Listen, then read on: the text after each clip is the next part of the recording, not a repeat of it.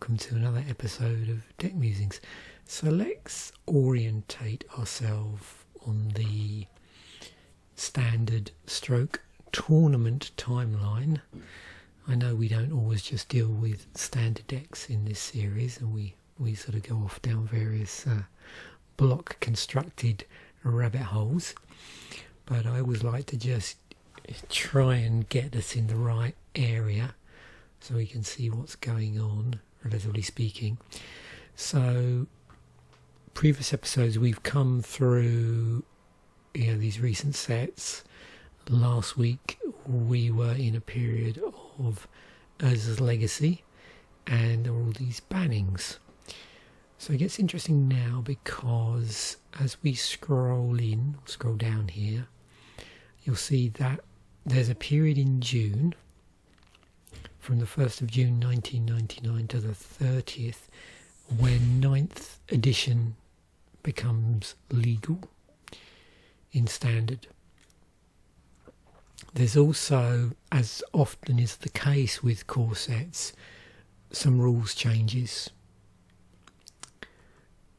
And then we roll in to this period where we have the final set from Urza's block come into standard.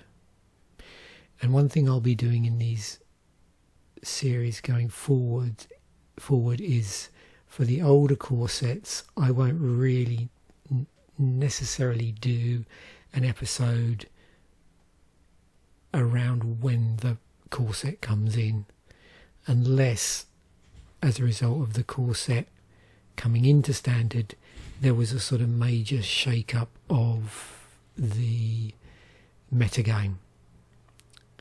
So that's why I'm just choosing to go straight into Urza's Desteny.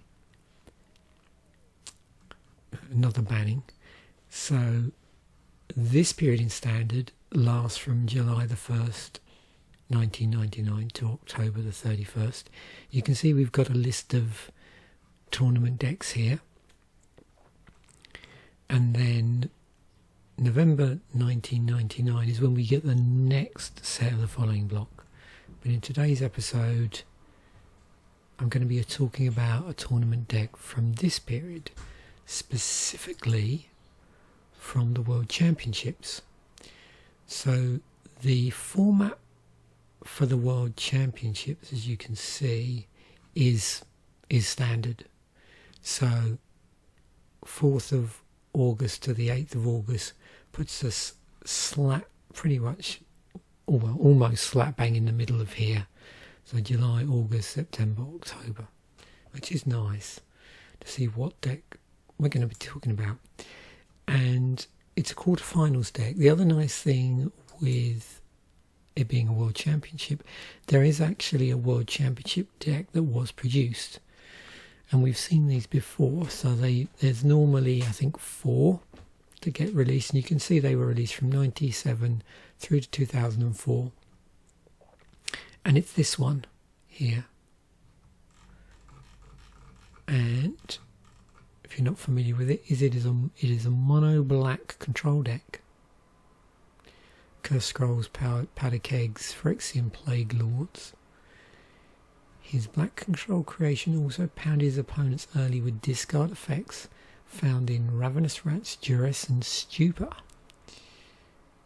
So here is the deck in Architect.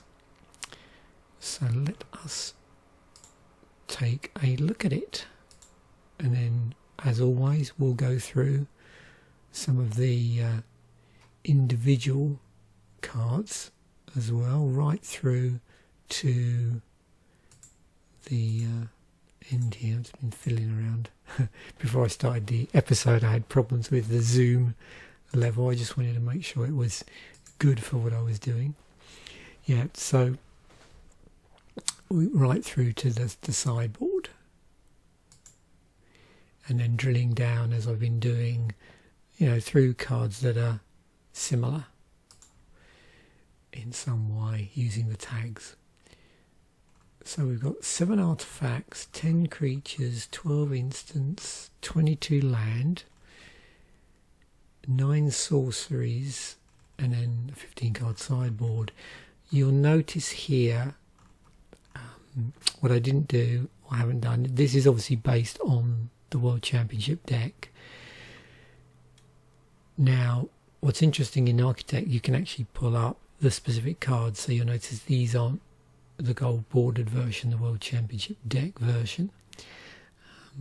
But I always reference back to that just to make sure that the card that I select from the set matches the card from the World Championship deck. So these all match, because in some instances there may be a card that's actually in multiple sets. And I'll try and flag those up as we go along. You notice also there's some cards here that are in the deck or in standard as a result of them being in 6th edition.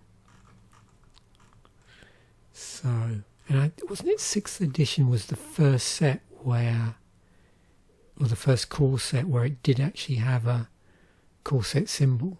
I think prior to that it didn't, if I'm right. Okay, so let's have a look. 3 Cursed Scrolls. 3 tap, name a card. Target opponent chooses a card at random from your hand. If he or she chooses the name card, Cursed Scroll deals 2 damage to target creature or player. Powder Keg. It's 4 of those. 2 to cast. It's an artifact. At the beginning of your upkeep, you may put a fuse counter on Powder Keg. Tap, sacrifice it. Sacrifice Powder Keg, that is. Destroy each artifact and creature with converted mana cost equal to the number of fuse counters on Powder Keg. This is going to be interesting to look at the tags, because we can, anybody that's familiar with Magic the Gathering, should I say, is probably familiar with this sort of effect or ability where, you know, counters are built up on, in this case, an artifact, and then you tap it, sacrifice, and then it has an effect based on the amount of counters in there. So it'd be interesting to see if there's a tag, a nickname, if you like, for that effect. Okay, 10 creatures. Some Phyrexian stuff here as well. So starting off, we've got Ravenous Rats, 3 copies of those, 1 on a black, so 1/1. When it comes into play, target opponent chooses and discards a card from his or her hand. So for what you're getting there, for 1 on the black with a 1/1 and discard, although the opponent gets to choose, that's a pretty powerful card. Single Bottle Gnomes, 3 to cast, it's a 1/3. You can sack it to gain 3 life. I noticed at the time, looking through various World Championship decks, precons, where Bottle Gnomes was in standard, if it was a standard precon or a set precon, it would often crop up. So yeah, it seems to get a lot of play in tournament decks at that time. Excuse my tummy. 1 Phyrexian Negator, so 2 and a black for a 5/5. Wow. It's got trample. So what's the downside? Well, whenever Phyrexian Negator is dealt damage, sacrifice a permanent for each 1 damage dealt to it. So 5/5 on turn 3 with trample, but this is the downside.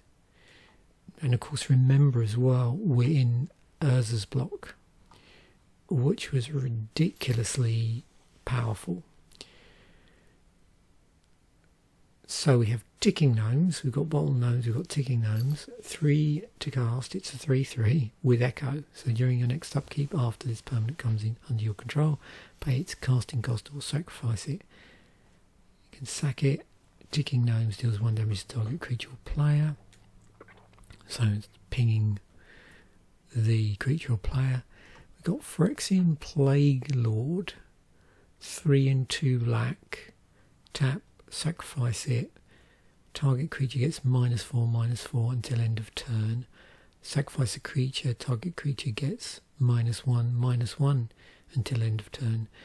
Now, Urza's Legacy was interesting because there were a number of Phyrexian cards which were templated in very similar ways. So they had differing casting costs, different power toughness levels, and then this sacrifice effect on the card was all slightly different, but it was all variations on a theme. And if you've seen the Friday artwork episode I did for last week, I did have the cards at the various rarity levels. So, I'm trying to do this from memory here. I think there was one at rare, two at uncommon, and one at common, or maybe one at rare, one at uncommon, and two at common, something like that. We have 4 dark rituals, so single black to cast, and this was in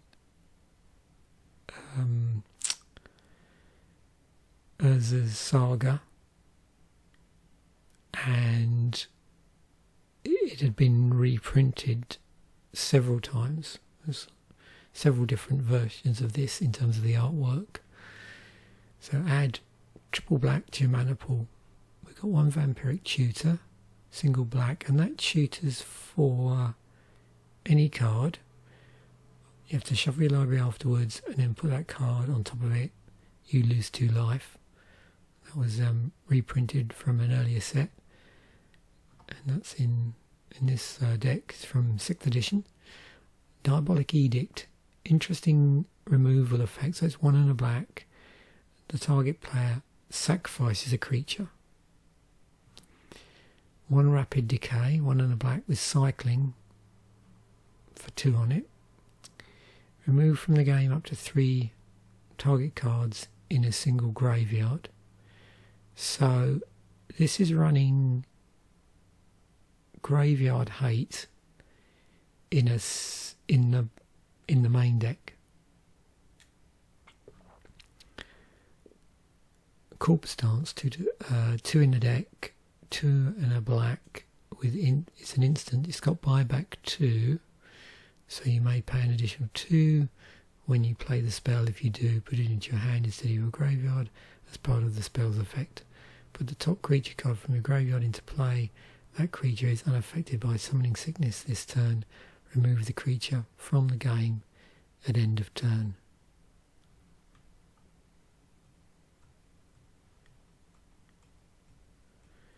Then we've got 22 lands. We have 2 copies of Spawning Pool.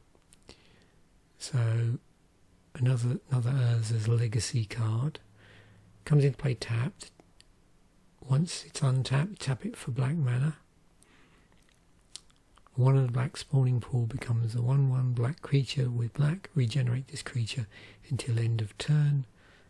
This creature still counts as land, and there are actually a cycle of these.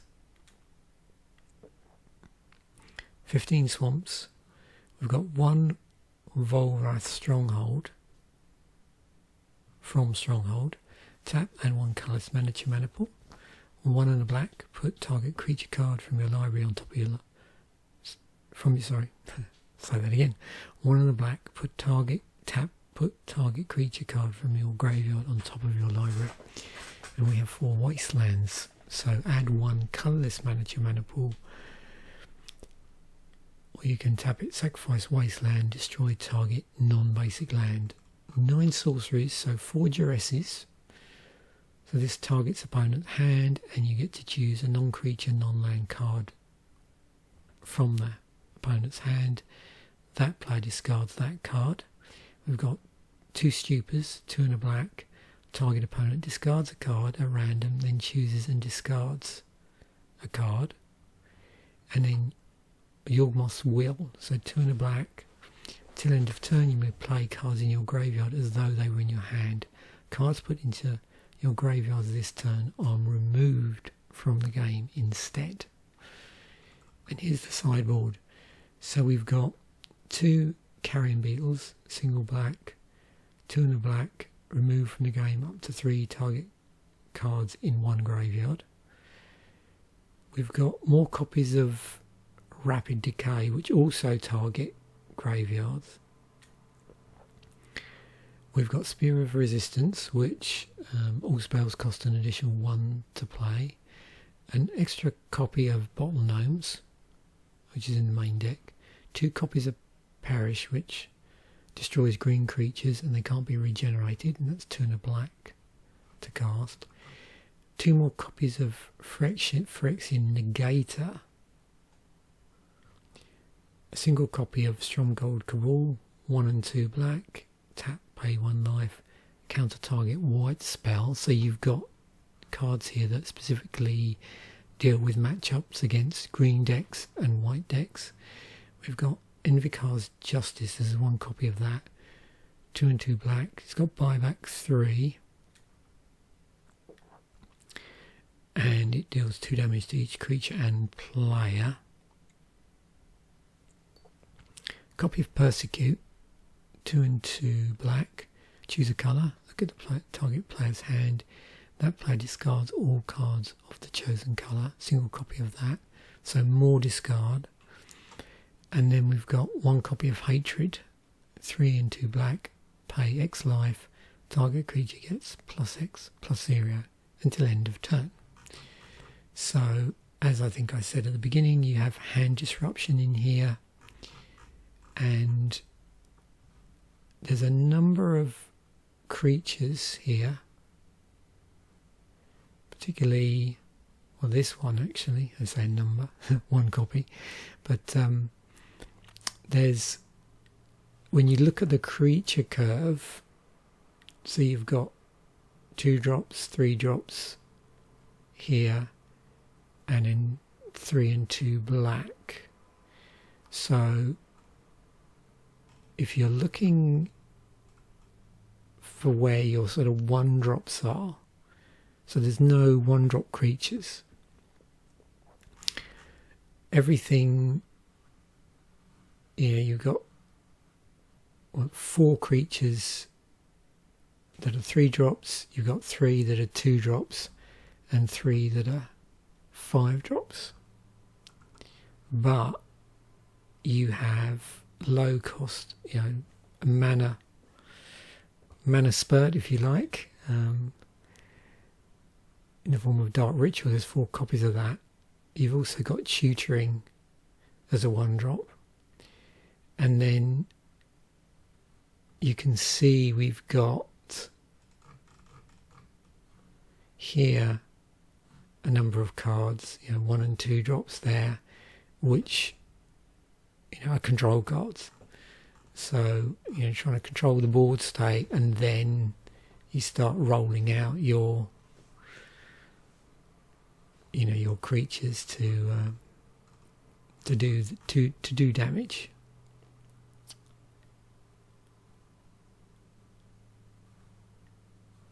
It's interesting here as well. There's a lot of interesting sacrifice effects here.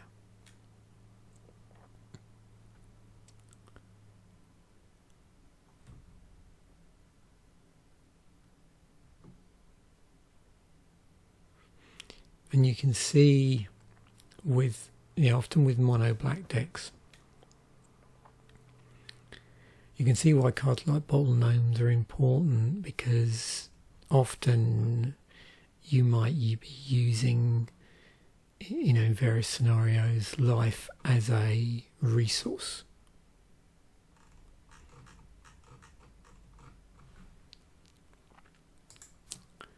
So, mono black deck, there's our swamps from the main set of the block. There's a saga. Okay, so Bottle Gnomes. Let's have a look and see what this comes under. It's rather large. Okay, that's fine.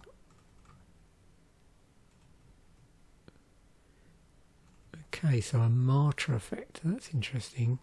So quite obviously it's life gain. Let's look and see. So 380 cards that have, that are creatures that have a sacrifice effect for a benefit. I wonder how many of those are actually life.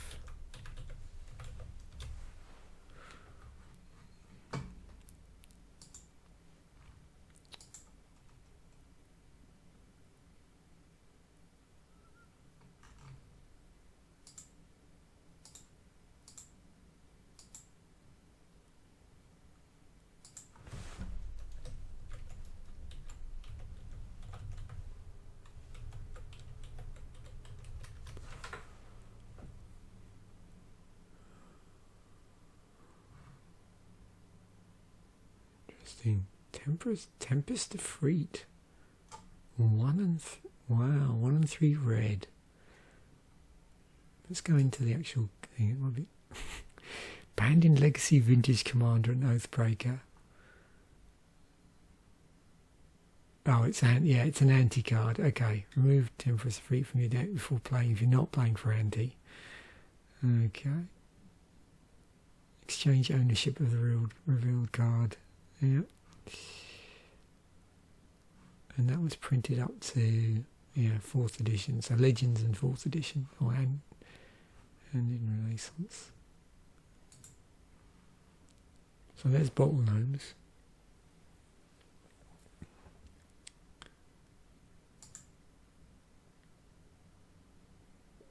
Carrion money changer. Oh yeah, this was in multiple versions of artwork in Fallen Empires.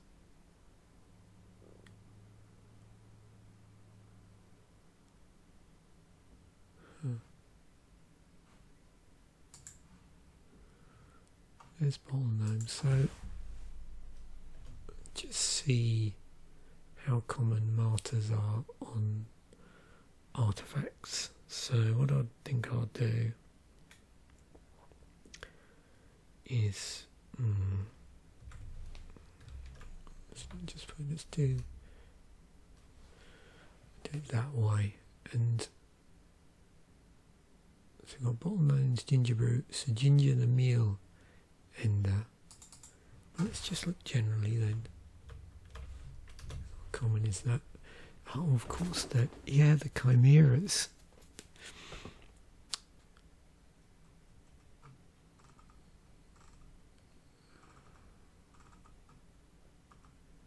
Okay, yeah, this is interesting. So let's just go through this. Okay, so yeah, with the chimeras, that's right. You sack them, and then you get counters, but only on target chimeras. So, are they still in as a yeah, they are. So yeah, chimera tribal. Okay.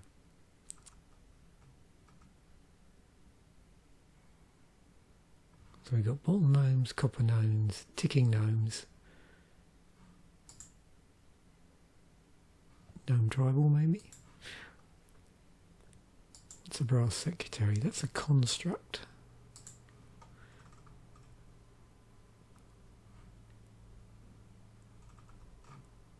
There's some more constructs here.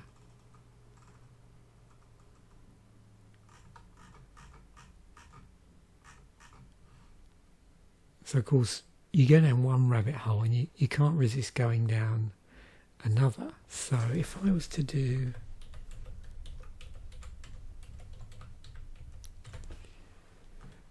is Construct Tribal a thing, do you reckon? Because I'm sure we've looked at Chimera Tribal in previous episodes. So 208 construct cards. Was there ever a construct?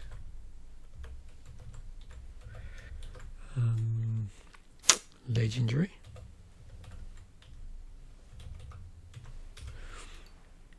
Oh yeah, Cody Vociferous Codex, which is actually a Wooburg commander. So, what do you reckon? Peregrine Dynamo. What would be a better construct commander?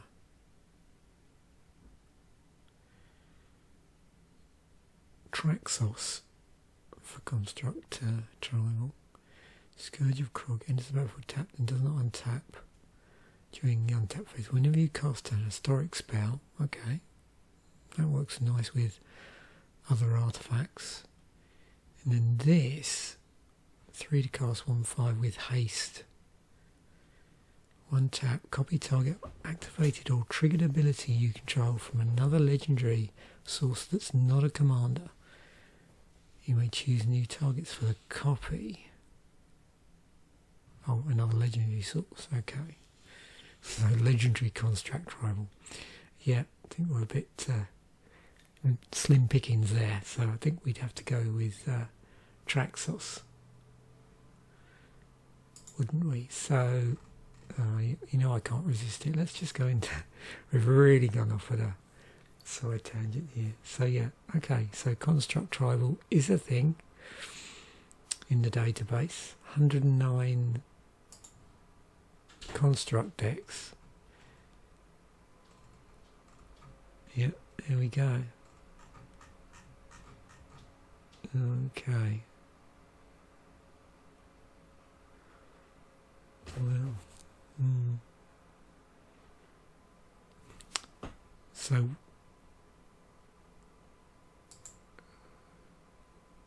yeah, it's a shame. I already know what command, you know, what deck I've got to build this week's commander fodder round, so I don't really want to go back on that. And so I was just thinking, oh, wouldn't it be cool if we've gone so down the rabbit hole. I'm just trying to find what this is originally based on. Yeah, Bottle Gnomes. Oh, so we've already we've already done Tempest. I suppose at some point in the future it wouldn't hurt to do a series of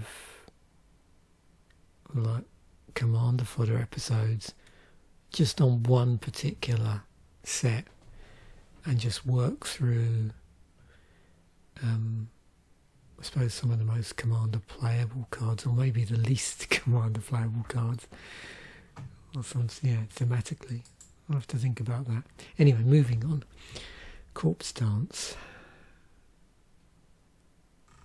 It's not really been reprinted. What is this? In as gives haste, reanimate creature, graveyard order matters. Temporary reanimation. I don't know if that's a rabbit hole we've been down. So there's a Nathamancer.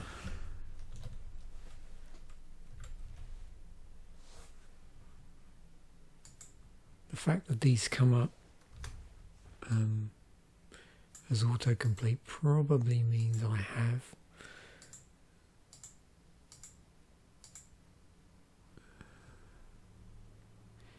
That's the one I was minded of, which was Cauldron Dance.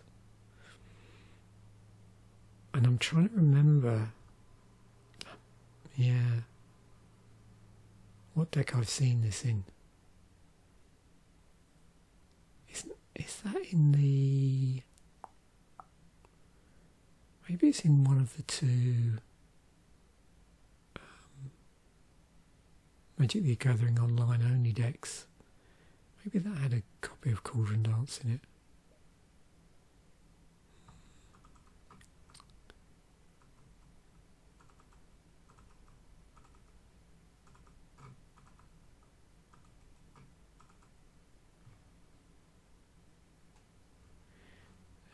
Laura's got some interesting stuff in it. Like the whole block.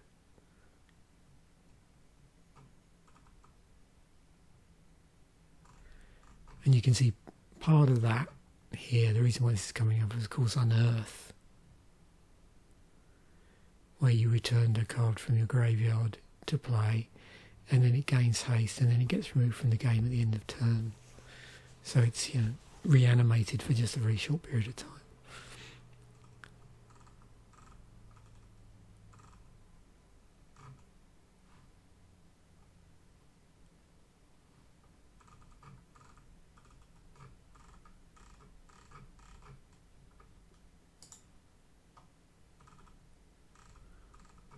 the most recent thing that fits into this category. Interesting. I don't even notice it's got a lot of artifacts here. Oh, and constructs as well.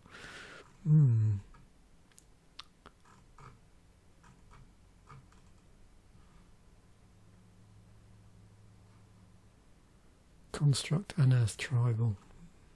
Okay. Cast Scroll.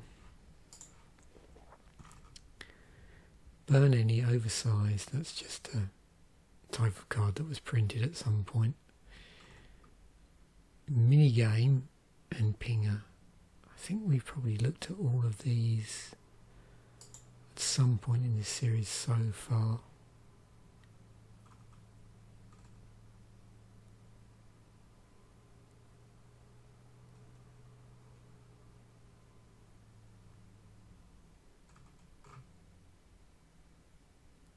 So yeah, looking at this, it's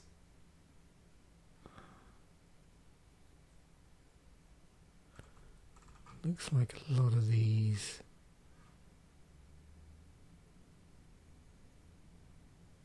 have an effect where there's a little bit of interaction beyond just the usual thing that you would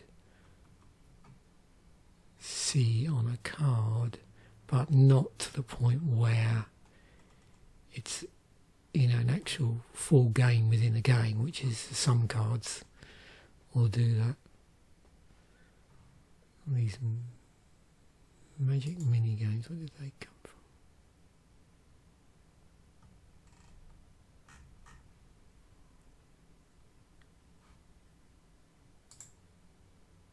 Oh, Crimson Vow mini games, that's it.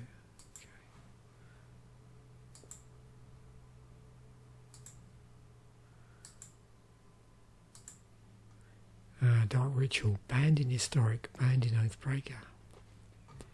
You can see, quite a few reprints, lots of different artwork as well over the years.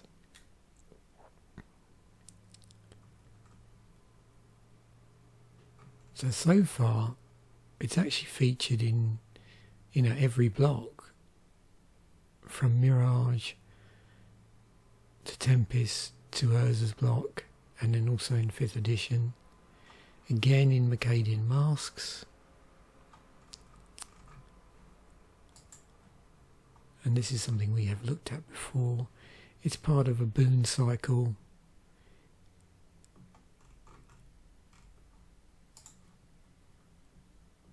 So yeah, ritual spells that add mana, of which there are 41.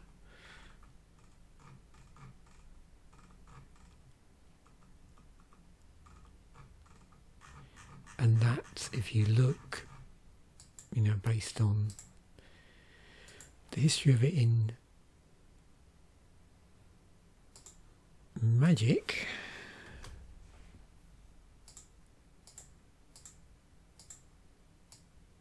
you can see right back to the early days. There it is.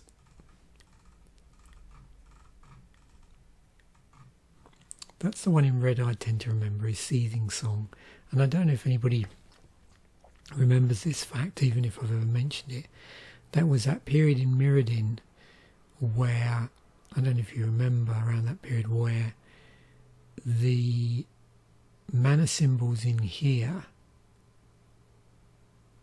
there's something wrong with the colour, basically. If you have a look, and you see there's a really good example.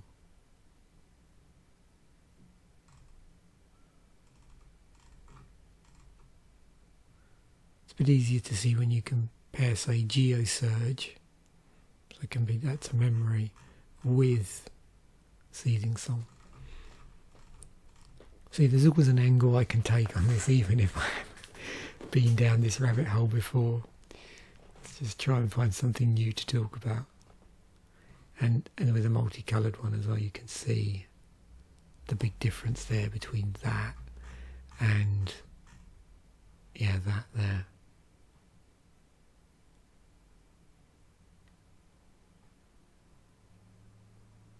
cool artwork there.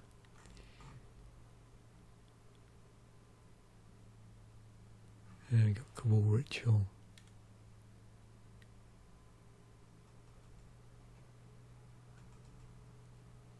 There's definitely some interesting mana generation cards in the original Mirrodin block.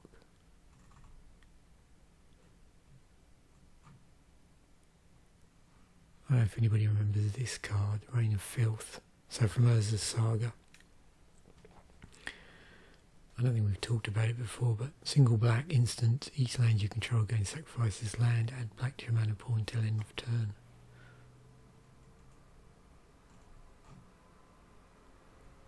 So I got a Song of the Dam there.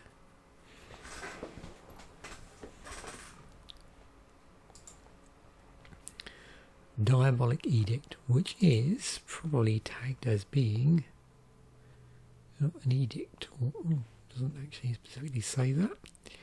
So we've got Cruel Edict, target opponent sacrifices a creature. So better than Cruel Edict. Oh, that's because Cruel Edict is a sorcery. This edict, Diabolic Edict, is an instant. Sudden Edict, an instant, does have split second on it, which is why this one is worse than Sudden Edict, because split second, as long as this spell is on the stack, players can't cast spells or activate abilities that aren't mana abilities. So, speedier than an instant. Target player sacrifices a creature. It's 1 and a black. And then similar to Liliana's Triumph, so 1 and a black, each opponent sacrifices a creature. If you control a Liliana Planeswalker, each opponent also discards a card. Wow. So it's tagged in here as just removal creature sacrifice, of which there are 210.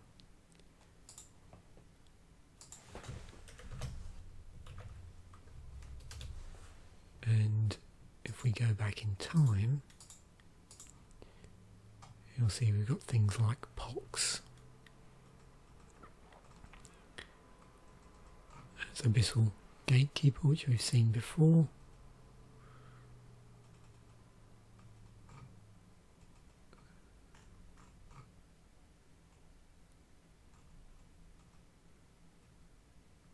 And you can see it's interesting here because you've got Diabolic Edict from Tempest, and we've got Grave Pact, and we've got Cruel Edict, which was from originally first printed in Portal Second Age.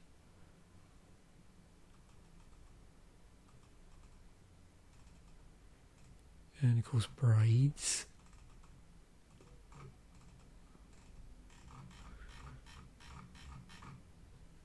And then the most recent stuff, let's go to the end.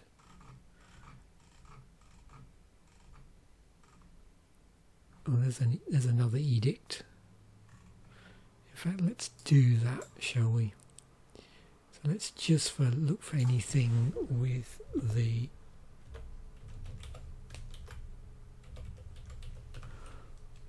word edict in the name.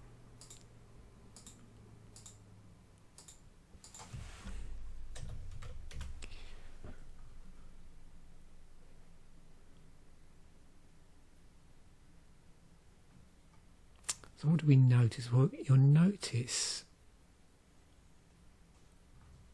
that a lot of the times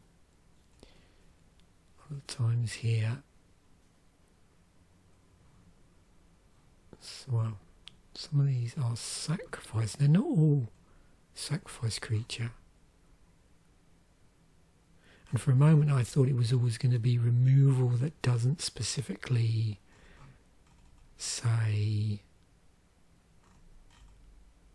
you can see that, yeah, so this sort of thing where it says target player sacrifices a creature, so it's not targeting the creature directly, it's targeting the player. but you can see with Telemtor's Edict, it says remove from the game target permanent you own or control. So it is slightly different there.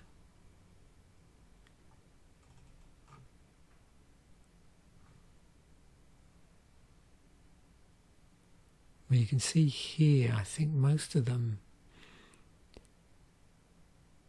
they don't target the creature itself. It's sort of indirect. But then here, you see, they do. It's not consistent. But yeah, that was wrongly. I assumed that all predict doesn't count, but wrongly assumed that Edict always did that. But clearly, they don't always. That's another one that targets a creature. Oh, there's Duress. Yeah, this is reprint. There, this has been reprinted a number of times in Magic. Single English word name, discard, Thoughtseize. So yeah, hand disruption, Thoughtseize. Lots of hand disruption in Magic.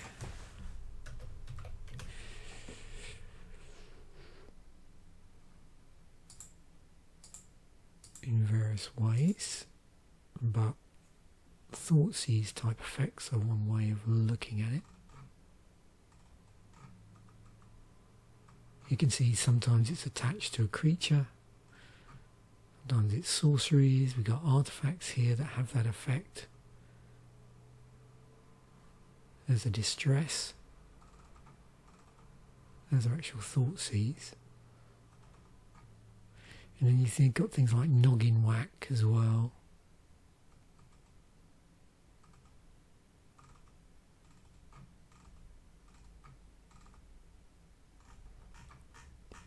Now the other thing, I wonder if it's here,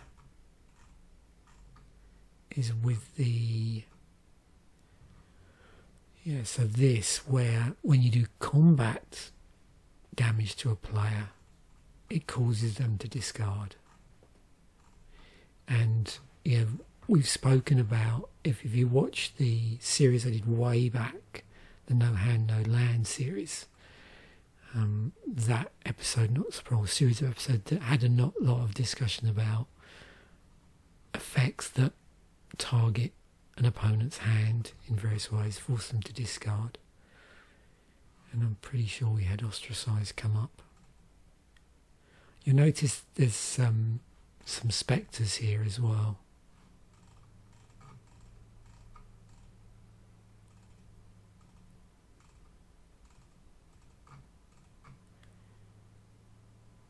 I remember Inquisition of Kozilek from, will that be Rise of the Eldrazi? Yeah. It's like Despise.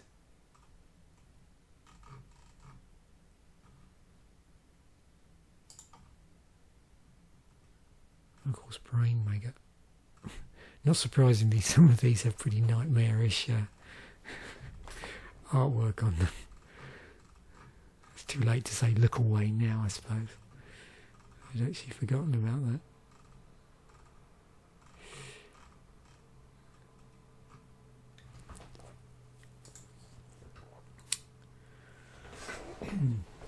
Aliens. Yeah. Okay.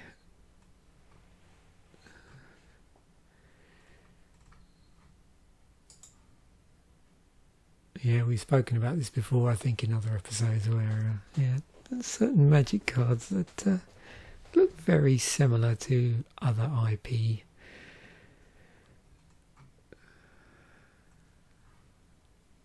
Leash effect.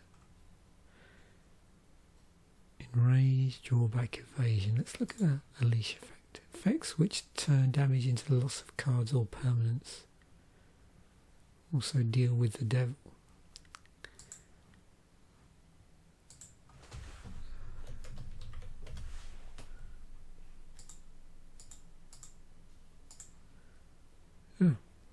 Not surprisingly named after the card Leash. 4 black. What's this? As Leash enters the battlefield, you lose a life equal to your life total. Okay. You don't lose the game for having 0 or less life. If you would gain life, draw that many cards instead. Okay. Whenever you're dealt damage, sacrifice that many non-token permanents. If you can't, you lose the game. When Leash is to put into the graveyard from the battlefield, you lose the game. Okay. Interesting.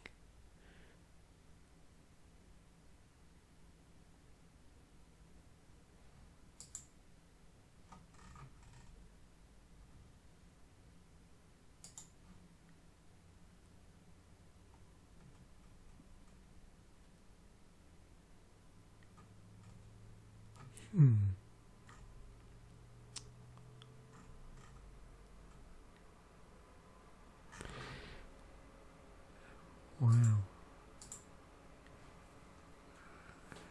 Interesting stuff in early Magic. Oh, Phyrexian Totem. Funny.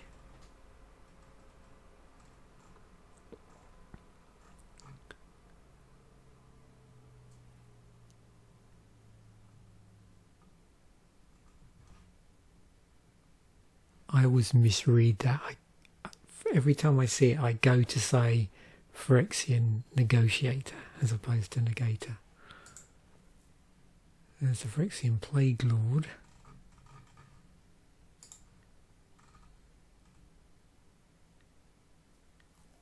Alliteration, free sacrifice outlet, remove creature toughness, martyr effect, which we did look at. Sacrifice outlet creature. So yeah, that's good because the Bottle Gnomes was also a martyr effect as well. Now, within that category,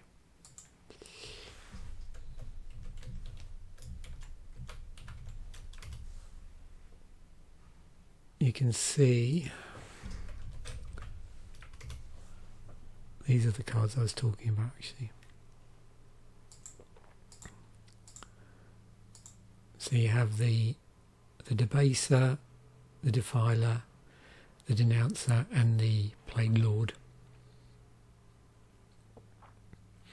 I think there is another Phyrexian card in this set, but it doesn't have the martyr effect on it from what I remember.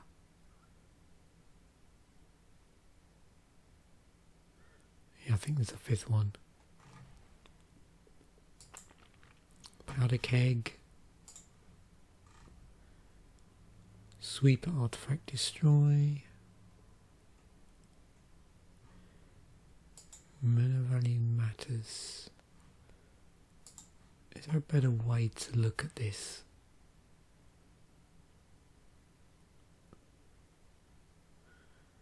So, what I'm interested in is these things I've got counter on.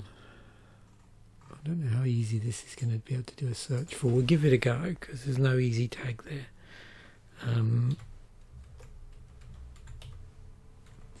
So it's stuff that puts counters. I'm going to actually just do this and we'll see what we get. So artifacts. I just want to do this so it's playable in any deck. We'll just do that for the moment. Okay. That's the first step.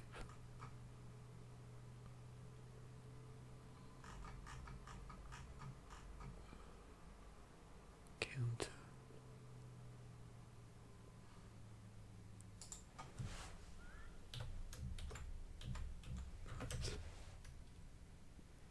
And then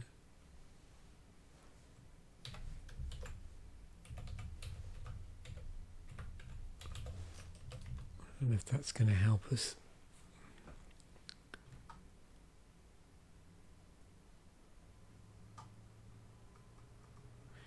it's more things, yeah, that put counter on itself. Here we go.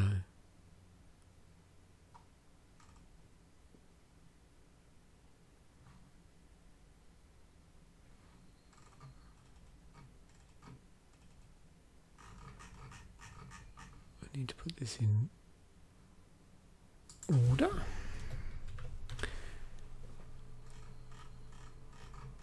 Because there is some stuff I was sort of expecting to see. So yeah, there's culling dice, okay. Spawning pit. Oh, that's it. Ratchet bomb. That's the one I was trying to think of. And then there's these shrines, which put these charge counters. Okay, so this is where I wanted to go.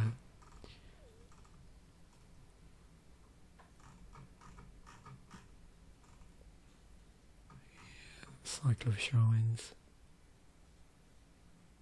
And then we had these from what scars? So yeah, that's set. Played around, that block played around with counters on artifacts. So then you can sack to get an effect. And because we've got things like Oblivion Stone from original Mirrodin block. Of course, Pentavus. Wow, that's cool. Rapid Decay. What does this cast? So, of course, yeah, there was an effect like that on Ebony Charm, and similar to Scarab Feast. I think these are things we've looked at before. So again, what I'm interested in is this. So where you've got exile from the graveyard stuff. So graveyard hate. So if we use the more modern term of exile rather than remove from the game, exile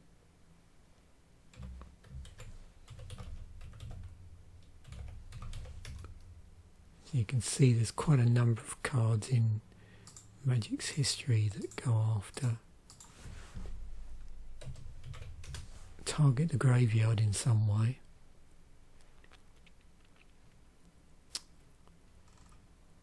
In lots of different ways.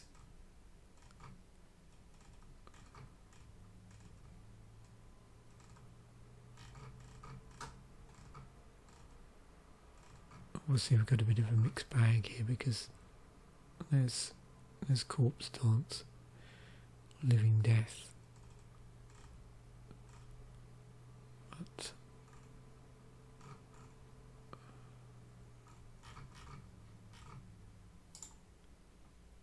we can have lots of combinations of things here. Remove from the game up to 3 target cards. So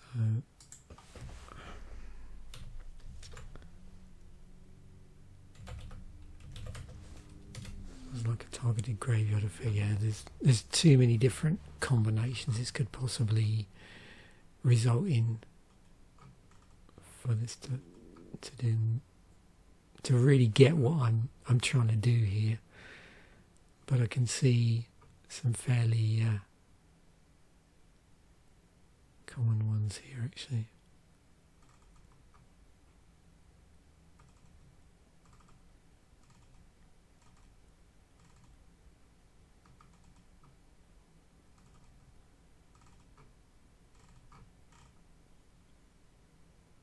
Suffice to say, yeah, lots of stuff that interacts with the graveyard. Okay, Ravenous Rats.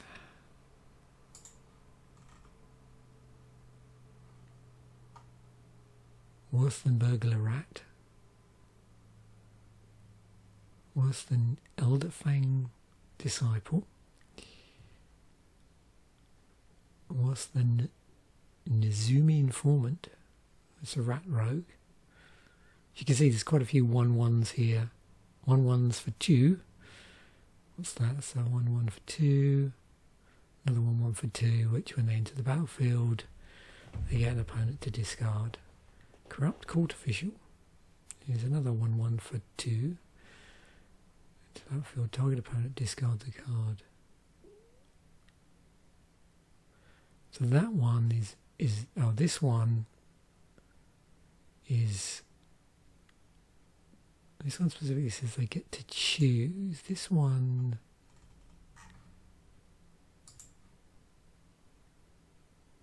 discards a card, okay.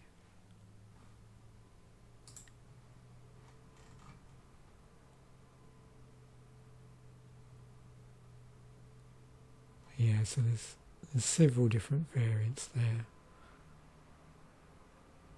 It's each opponent. Yes, these are all each opponent.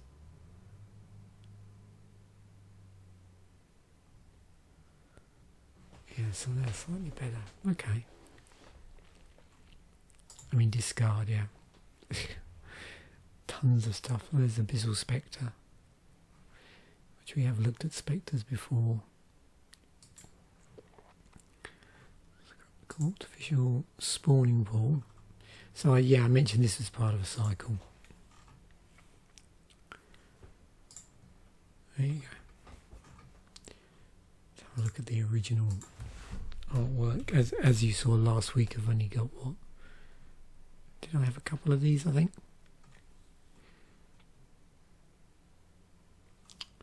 Very nice. Price wise,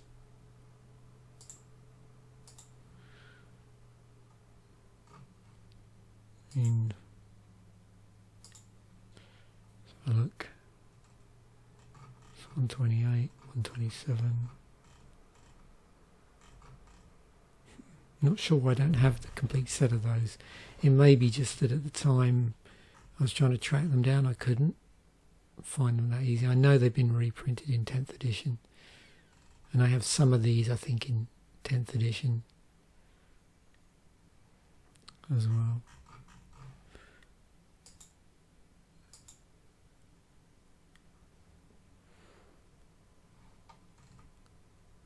Other possibilities, they could be currently in a deck.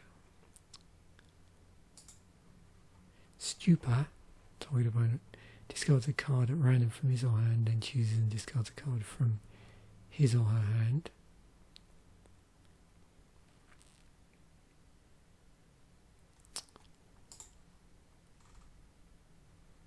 So we've got both discard and random discard on the same card.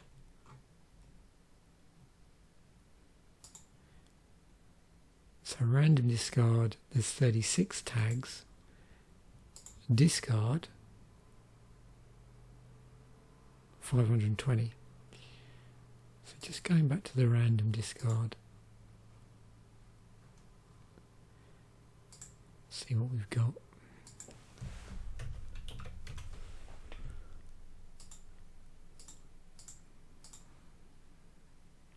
Oh, yeah.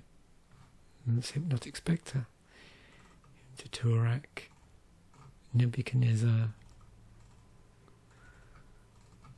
Bottomless Pit. There's some classics here. Black Cat. Headless Spectre.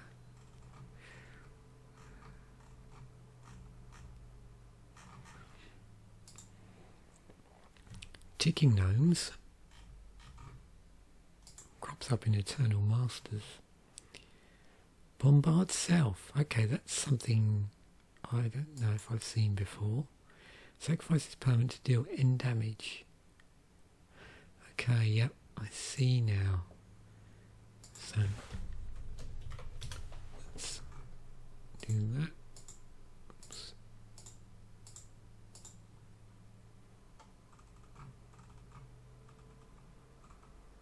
Smog Fanatic.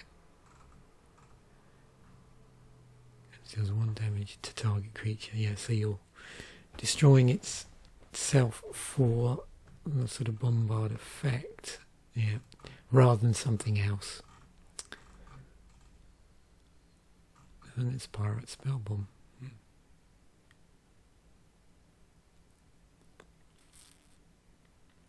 That's an interesting cycle of cards, actually. Might look at that in a moment.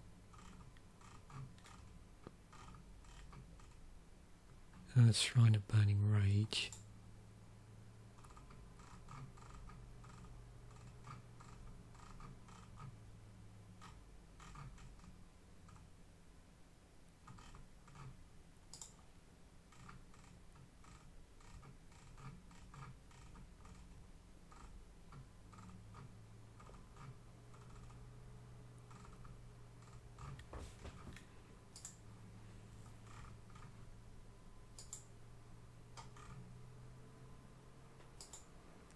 So yeah, there's those cycle of spell bombs.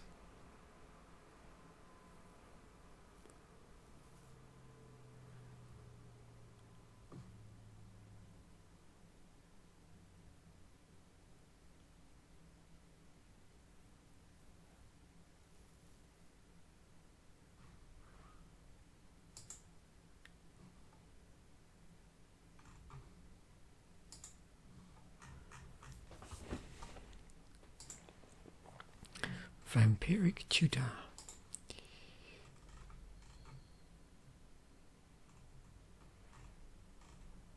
Cycle of 1 CMC tutors, cycle of EMA tutors, life payment oversized, tutor card, tutor to top, better than cruel tutor, and better than imperial seal. So let's have a look at the cycle here.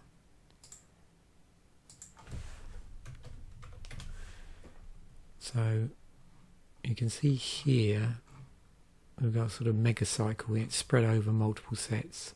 Although, was that three of them from Mirage, or one from Visions, and one from Urza Saga, and they're all 1 to cast. And then the other one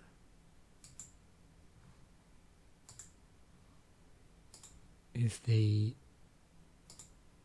EMA tutors. So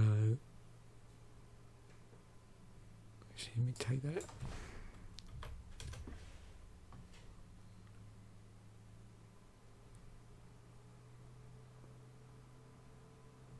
So I'm assuming that refers to Eternal Masters. So were they all reprinted in Eternal Masters yet? I think so. Yeah, there we go. So if I was to do set EMA, there we go, yep.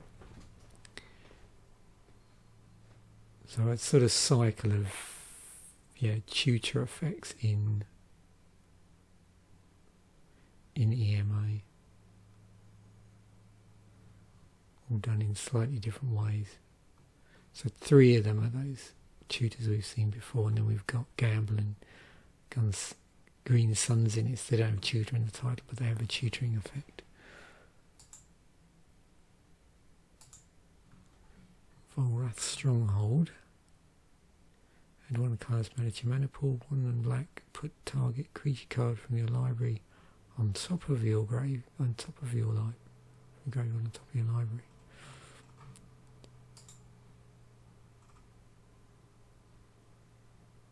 Super Cycle Legendary Land. Oh wow.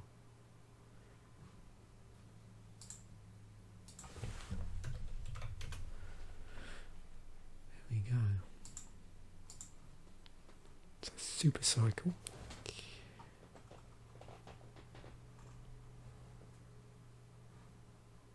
Which is a cool haven. Okay.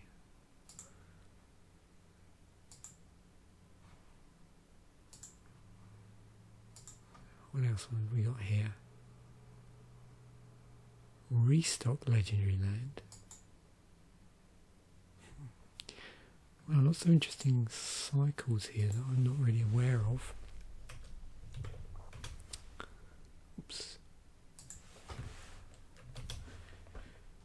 Okay.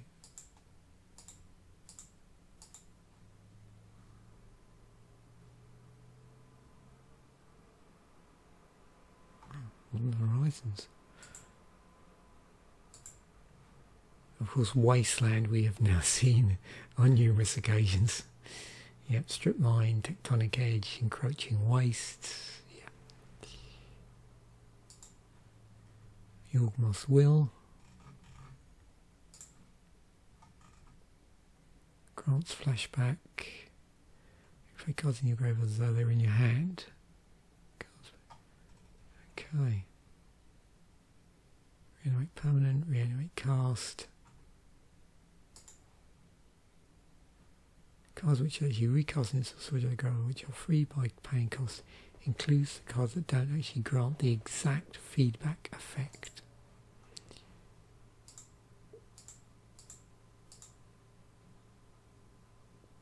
So the exact flashback effect.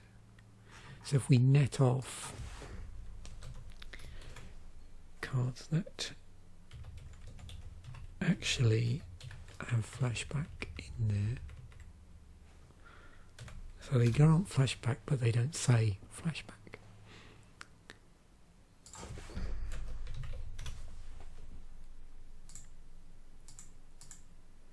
And what do we have prior to Yawgmoth Will? We have Bosium Strip.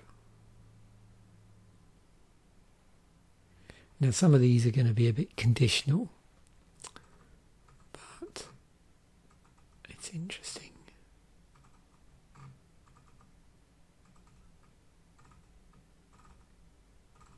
Yeah, amount colour wise it's quite spread out.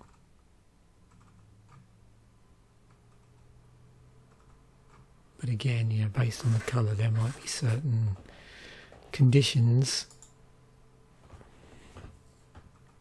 There's 71 cards here, which imparts some sort of flashback or selective flashback effect without specifically mentioning flashback.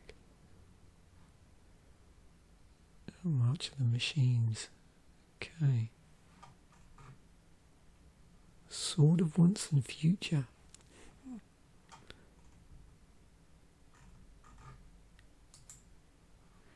Oh, Carrion Beetles. Move from the game up to 3 target cards in one graveyard. So definitely going after those graveyards.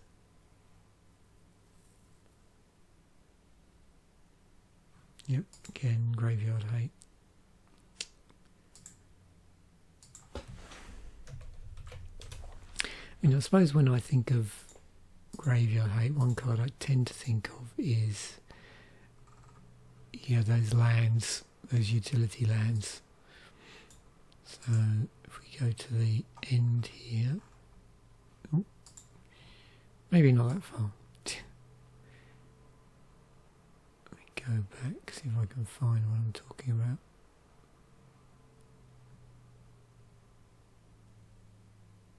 What did I do here?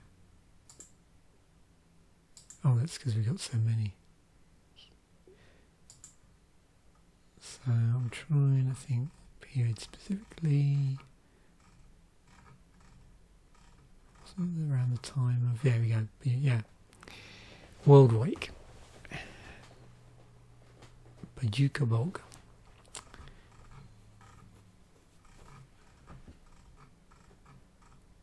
Was the one I tend to think of.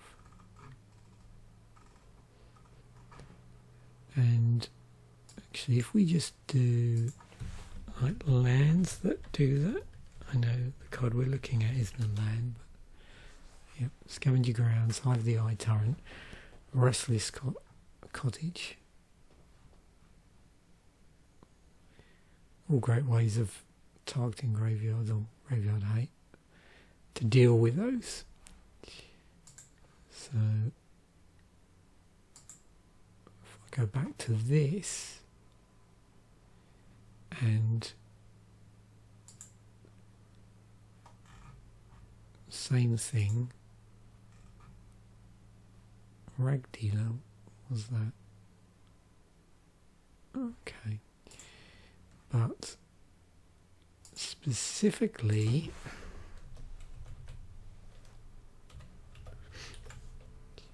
on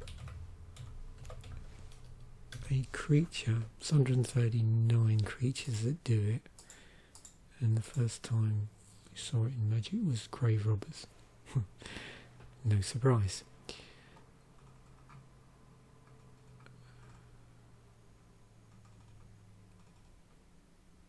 Oh yeah, Voidmaw from what was that set? Cold Snap. I remember that.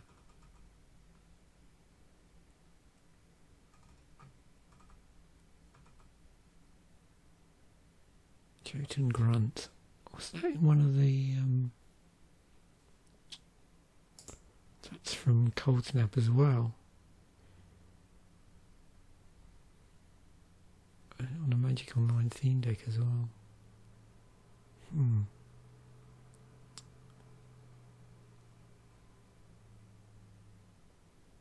trying to remember if I mean obviously I have the Commander deck with this in, but I'm trying to think if there was another precon that had that in as well. Oh yeah, the Woe Reaper from Fate Reforged and Deathrite Shaman as well. Yeah, some classic cards here.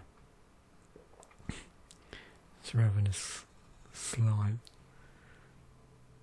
Okay. Evincar's Justice. So we're now into sideboard territory.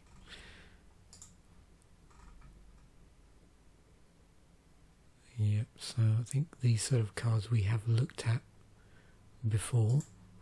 Things like burning each player. So we'll just have a quick recap on this.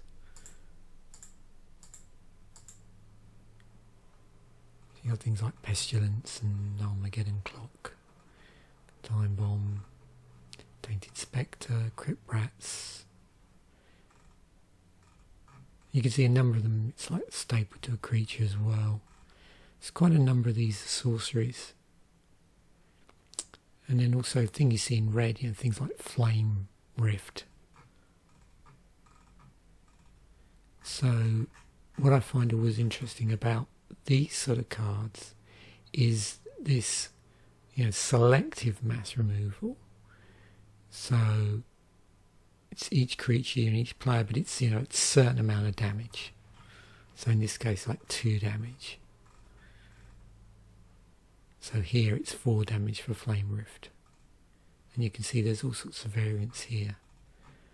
So, you know, it's a nice way of dealing with certain types of threats through a selective mass removal. Where, you know, maybe you're in a situation where hopefully you're in a situation where your opponent's going to be more impacted by the effect than, say, you are. Hatred, pay X life, target creatures plus X plus 0 until end of turn. So, interesting asymmetric pump, but through life as a resource. So there's a number of cards in Magic's history that that pay life to get some sort of effect, and that of course is one of them. What I'm curious is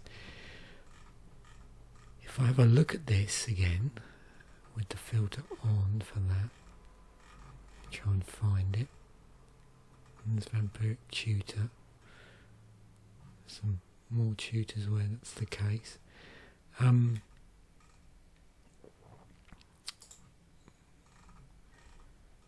There's Hatred. So is it going to let me do this? How effective will that be?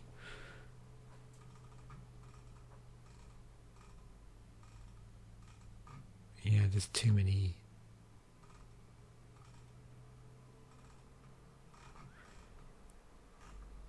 instances where there's just X in there. Let me just think a better way of doing that. Okay, yeah, if I just do, I don't care too much about the yeah, there we go. the second bit. So plus X something. Or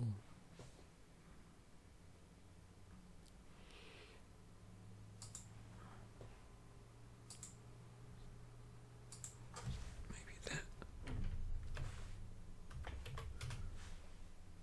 There we go. Hand of Vecna, Packed Weapon, and Demon of Fate's Design.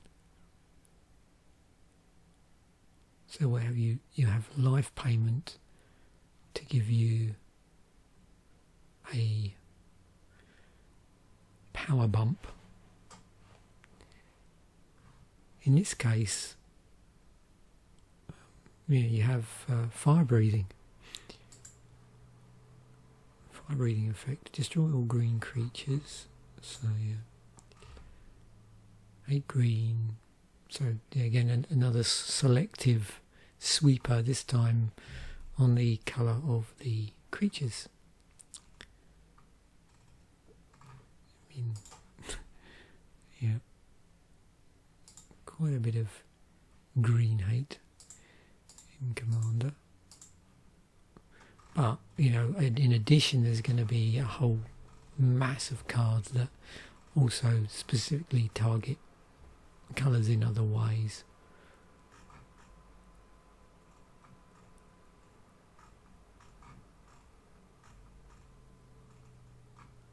And there's the talisman and the scarabs. Let's persecute. Choose a colour. Look at the target player's hand. That player discards all cards of the chosen colour. Choose USG storyline in cards. Okay, so let's see what that is. It's something we haven't really explored. Now when you get the storyline in the cards, often there'll be an indicator down the bottom.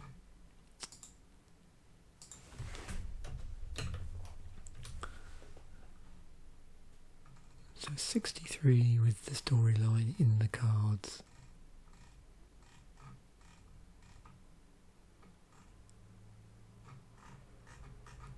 Although this extends beyond just the set. But, you know, Urza is a pretty big player in Magic, so that's no surprise.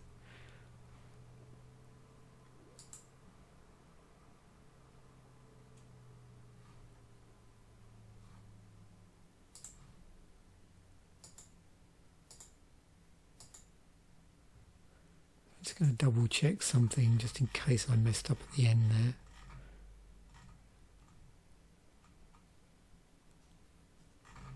Oh, it may be because I clicked on O tag of prison. Is that what I did? It's probably a picture of a prison. Yeah, that's why. Without realising.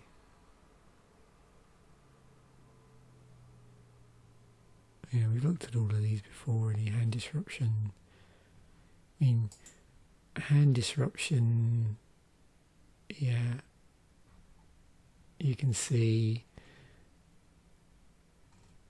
can represent a number of different things in Magic. I mean, we tend to associate it with a discard, but I'm assuming it, you know, goes beyond that.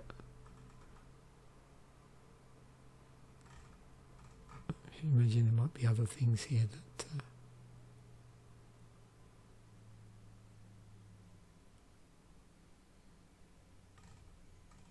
it's just discard. I wonder whether that does it or it does refer to just discard. I think it is mostly discard though. I was expecting to maybe something else that wasn't strictly speaking, you know, putting it in the graveyard. There are some here that remove it from the game instead of discarding it. I was trying to remember if there are any cards where you bury it from the hand in, you know, back in the library, so it gets tucked instead. I don't even know if, I can't even remember if that's a thing, but that's what sprung to mind, is are there hand disruption cards where instead of either exiling the card or discarding it, they actually end up in the library.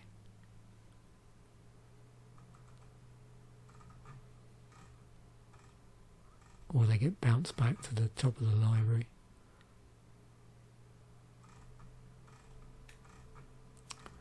Yeah, maybe if anybody knows of a card, otherwise I can like sit here for ages trying to find it. Because then it wouldn't be discard, would it? It would be... Yeah, it's going to be a bit difficult to search, I think. Oh yeah, so are there any cards in Magic where, you know, you get to choose, you get to an opponent to reveal their hand, and then you tuck one of the cards, as opposed to either discarding it to the graveyard or exiling it, or it, yeah, tucks it, or it bounces it to the top of the library.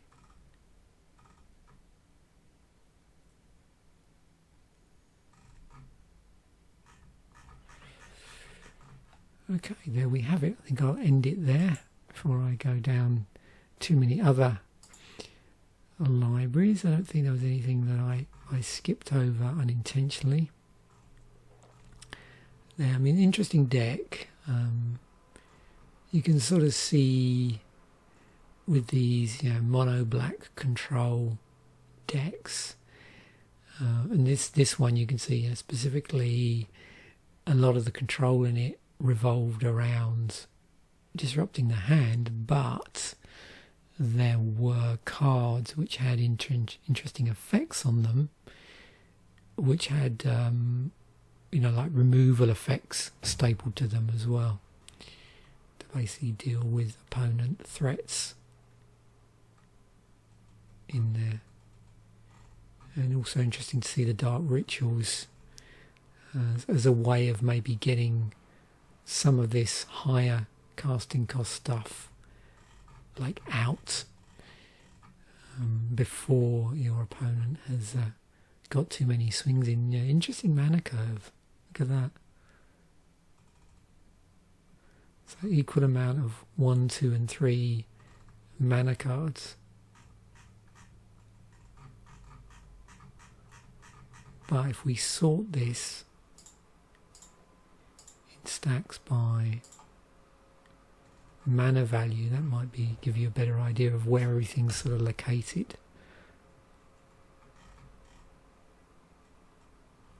So you can see our 1-drops are, you know, Curse Scroll, although of course we've got to have 3 mana before we can do anything with it.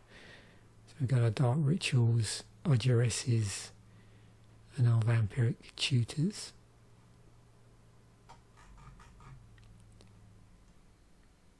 Edicts, Powder Keg, Rapid Decay and Ravenous Rats in our 2-drop position. Then the Bottle Gnomes, the Corpse Dance, Phyrexian Negator, Stupor, Ticking Gnomes and Yawgmoth Mill, 3-drops. No 4-drops, and then this Phyrexian Plaguelord. So 4 for 5. And obviously to get this out quickly, this is where, you know, things like your Dark Ritual comes into play. So there we have it. Thanks once again for watching. Bye for now, and I'll catch you in a future episode.